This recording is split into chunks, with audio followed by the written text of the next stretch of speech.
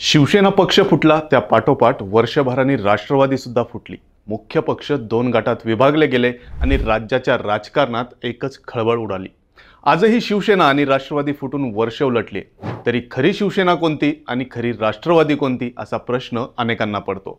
पण या सगळ्या गोंधळात एक पक्ष असा आहे जो फक्त त्यांच्यात पडलेल्या फुटीसाठी ओळखला जातो। अनेक जण तर या पक्षाला फुटीचा शाप आहे असं सुद्धा म्हणतात। तो पक्ष म्हणजे रिपाई अर्थात रिपब्लिकन पार्टी ऑफ इंडिया, जो एक असा पक्ष आहे जो त्याच्या नेतृत्वासाठी किंवा विचारसरणीसाठी कमी आणि त्यात पडलेल्या गटांसाठी जास्त ओळखला जातो। म्हणूनच नक्की रिपाईमध्ये किती गट आहेत, ते कसे पडले तेच जाणून घेऊयात आजच्या या व्हिडिओमधून। नमस्कार, मी अनिस आणि तुम्ही पाहताय ऑनलाईन नेता। रिपाई हे नाव खूप कमी वेळा आपल्याला एकटं पाहायला मिळतं। रिपाईच्या पुढे नेहमीच आपल्याला कोणत्या ना कोणत्या तरी गटाचं नाव लावलेलं दिसतं आणि प्रत्येक वेळी हे नाव वेगवेगळं दिसतं। वेगवेगळ्या फ्लेक्सवर वेगवेगळ्या गटांची नावं दिसतात आणि प्रश्न पडतो, रिपाईमध्ये गट तरी किती आहेत? एक दोन गट तर आपण समजू सुद्धा शकतो, पण 5-5 आणि 10-10 गट म्हणजे थोडं जास्तच नाही का? म्हणूनच नक्की रिपाईत किती गट आहेत यावर एक नजर टाकूयात। पण त्याआधी रिपाईची सुरुवात कशी झाली होती ते पाहूयात। भारतीय रिपब्लिकन पक्ष किंवा भारिप हा भारतातील राजकीय पक्ष, पण इतर राज्यांपेक्षा महाराष्ट्रात त्याचं अस्तित्व प्रकर्षाने जाणवून येतं। डॉक्टर बाबासाहेब आंबेडकरांनी शेड्यूल कास्ट फेडरेशन बरखास्त करून भारतीय रिपब्लिकन पक्ष स्थापन करण्याची घोषणा 1956 मध्ये केली होती, परंतु पक्ष स्थापन करण्यापूर्वीच 6 डिसेंबर 1956 रोजी त्यांचं निधन झालं। त्यामुळे बाबासाहेब आंबेडकरांना त्यांच्या हयातीत रिपब्लिकन पार्टी ऑफ इंडियाची स्थापना करता आली नाही। पण बाबासाहेबांच्या निधनानंतर त्यांच्या अनुयायी व कार्यकर्त्यांनी पक्ष स्थापन करण्याची योजना आखली।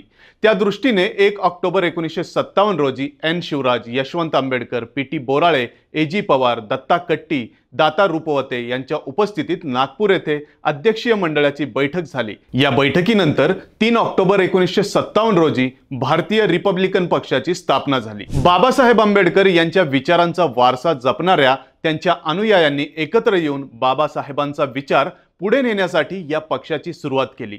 वेगवेगळ्या क्षेत्रात दांडगा अनुभव असणाऱ्या उच्च शिक्षित लोकांचा संस्थापक मंडळात समावेश होता। त्यामुळे बाहेरून पक्षाचं संघटन अगदी मजबूत दिसत होतं। त्यानुसार काही काळ पक्षाने चांगलं काम सुद्धा केलं, पण हळूहळू संघटनेतील प्रमुख नेत्यांमधील मतभेद वाढत गेले आणि सुरू झालं पक्ष फुटीचं सत्र। 1962 ते 1972 असा 10 वर्षांचा सुवर्णकाळ या रिपब्लिकन पार्टी ऑफ इंडियाला लाभला। त्यावेळी देशभरात पक्षाचे 22 आमदार, 13 खासदार निवडून आले होते। रिपब्लिकन पार्टी ऑफ इंडियाला सुगीचा काळ असतानाच त्यांना पक्ष फुटीचं ग्रहण लागलं। कर्मवीर दादासाहेब गायकवाड यांच्या निधनानंतर रिपब्लिकन पक्षाचा अध्यक्ष कोण होणार, बॅरिस्टर राजाभाऊ खोबारगडे की रासू गवई यावरून पक्षात वाद झाले। तेव्हापासून रिपब्लिकन पक्ष फुटतच गेला।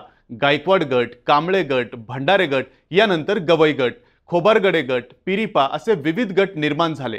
याच काळात दलित पॅन्थर तसंच मास मूव्हमेंट नावाच्या चळवळीमुळे देखील पक्षाचं विभाजन झालं। त्यातीलच काही मुख्य गटांबद्दल जाणून घेऊयात। रिपाईत सगळ्यात पहिली उभी फूट पडली आणि रिपाई दुरुस्त आणि नादुरुस्त गटात विभागली गेली। दुरुस्त गटात बी.सी. कांबळे, दादासाहेब रुपवते, एन.एम. कांबळे, बाबू हरिदास आवळे अशा नेत्यांचा समावेश होता। तर नादुरुस्त गटात Dadasaheb Gaikwad, N Shivraj, B P. Maurya, barrister Khobragade हे होते। दुरुस्त आणि नादुरुस्त गटात झालेले विभाजन ही रिपाईत पडलेली पहिली फूट असल्याचं सांगितलं जातं आणि त्यानंतर रिपाईत इतक्या फुटी पडल्या की रिपाईतील शेवटची फूट कोणती हे सांगताही येत नाही।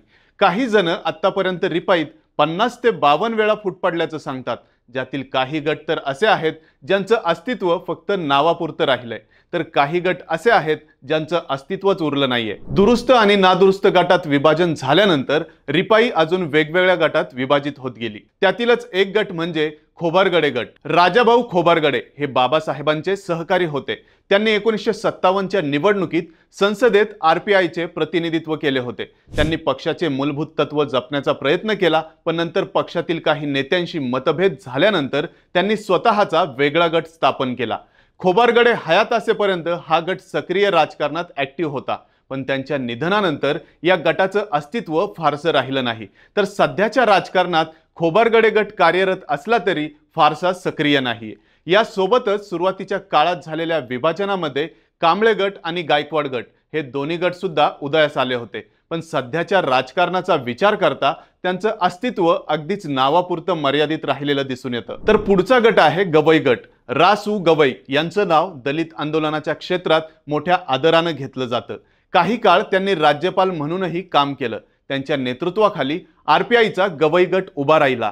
या गटाचा मुख्य भर राजकीय सन्मानासोबतच आंबेडकरी तत्वज्ञानाचे रक्षण करण्यावर होता। त्याचसाठी त्यांनी गवई गटाची स्थापना केली। तर सध्याच्या राजकारणाचा विचार केला तर गवई यांच्या निधनानंतर त्यांचे पुत्र सतीश गवई यांच्याकडे पक्षाचं नेतृत्व आहे, पण या गवई गटाचा प्रभाव खूपच मर्यादित झाल्याचं दिसून येतं। पुढचा आहे भंडारे गट। भंडारे यांना मुंबई रिपब्लिकन पक्षाच्या अध्यक्ष पदावरून कमी करण्यात आलं, त्यामुळे ते पक्षातील नेतृत्वावर नाराज झाले। पुढे हीच नाराजी वाढत गेली, जिचं रूपांतर एका नव्या गटात झालं आणि रिपाईचा भंडारे गट अस्तित्वात आला। रिपाईचा अजून एक गट म्हणजे कवाडे गट। उल्हास कवाडे यांच्या नेतृत्वाखाली रिपाईचा हा एक गट महाराष्ट्रात कार्यरत असून या गटाने वेळोवेळी आंबेडकरी समाजाच्या प्रश्नांवर उग्र भूमिका घेतली आहे, मात्र राजकीय स्तरावर फारसं यश मिळालेलं नाहीये। तर सध्या जोगेंद्र कवाडे यांचा एक कवाडे गट राजकारणात सक्रिय असून ते त्यांच्या मुलाला राजकारणात उतरवण्याच्या तयारीत दिसतात। पुढचा आहे आठवले गट। आपल्या कवितामय वक्तव्यांसाठी आणि निवडणूक न लढवता एकही जागा न जिंकता मंत्रिपद मिळवण्यासाठी प्रसिद्ध असलेल्या रामदास आठवले यांनी देखील तारुण्यातील काही वर्ष रिपाई आणि दलित पॅंथर यांसाठी काम केल्यानंतर रिपाईत फूट पाडत स्वतःचा आठवले गट तयार केला। नंतर काही काळाने आठवले गटात सुद्धा फूट पडली आणि आठवले यांच्या गटातून निकालजे गट बाहेर पडला। तर नंतर रिपाईमधील नेते स्वतःचे वेगवेगळे गट स्थापन करत असताना बाबासाहेब आंबेडकरांचे नातू प्रकाश आंबेडकर यांनी रिपाईमधून बाहेर पडत स्वतःचा वेगळा बहुजन महासंघ नावाने पक्ष काढला, जो आता वंचित बहुजन आघाडीत रूपांतरित झालाय। प्रकाश आंबेडकरांनी रिपाईत वेगळा कुठला गट पाडला नाही, पण स्वतःचा वेगळा पक्ष काढला, पण त्यामुळेही रिपाईत फूट पडायची ती पडलीच। रिपाईत फूट पडण्याचं फक्त हे गटच कारण नव्हते, तर दलित पॅंथरमुळे सुद्धा रिपाईत फूट पडली। नामदेव ढसाळ यांनी दलित पॅंथरची स्थापना केली। दलित समाजाच्या हक्कांसाठी 1972 मध्ये नामदेव ढसाळ, राजा ढाले आणि जे.व्ही. पवार यांच्या नेतृत्वाखाली या संघटनेची स्थापना झाली। दलित पॅंथर्सने जातीय भेदभावाच्या आणि सामाजिक अन्यायाचा विरोध करत दलित समाजाला समान संधी आणि न्याय मिळवून देण्यासाठी संघर्ष केला। पण कालांतराने कम्युनिस्ट विचारांचे असलेले नामदेव ढसाळ आणि आंबेडकरवादी विचारांचे असलेले राजाभाऊ ढाले यांच्यात वैचारिक मतभेद झाले आणि दलित पॅंथर दोन गटात विभागली गेली, ज्याची झळ रिपाईला सुद्धा बसली। या काही महत्त्वाच्या गटांसोबतच रिपाई कुंभार गट, निकालजे गट, कवाडे गट अशा एक ना अनेक छोट्या छोट्या गटात विभागली गेली आहे। वेगवेगळ्या गटात विभागली गेलेली रिपाई पाहिली की रिपाईमधील नेत्यांनी कधी स्वतःच्या स्वार्थासाठी, कधी कुठल्या पदासाठी, तर कधी अन्य कुठल्या कारणासाठी पक्ष, पक्षाचं अस्तित्व या सगळ्या गोष्टी फाट्यावर बसवत स्वतःचं हित साधत रिपाईचे तुकडे केले असे आरोप केले जातात। ज्यामुळे डॉक्टर बाबासाहेब आंबेडकर यांनी ज्या विचारातून हा पक्ष स्थापन करण्याचं विजन पाहिलं होतं ते कोसोदूर राहिलं आणि रिपाईच्या नेत्यांनी डॉक्टर बाबासाहेब आंबेडकरांच्या विचारांचे पाईक असल्याचं दाखवत स्वतःचा स्वार्थ साधल्याचं दिसतं। रिपाईमध्ये पडलेले हे गट फक्त रिपाईसाठीच नाही, तर त्यासोबतच दलित मतदारांसाठी सुद्धा हानिकारक ठरले।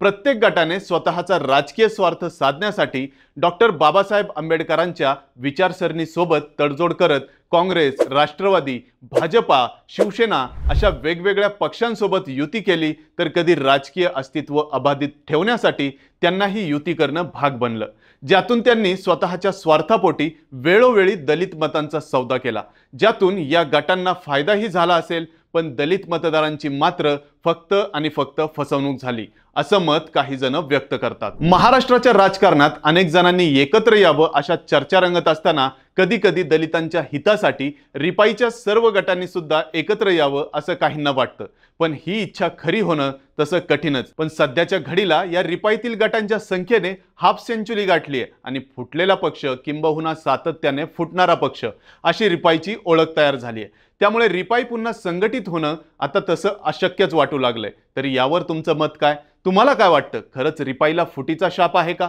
ते कमेंट करून नक्की सांगा आणि सोबतच ऑनलाईन नेताच्या पेजला फॉलो करा आणि आपल्या YouTube चॅनलला सबस्क्राइब करायला विसरू नका।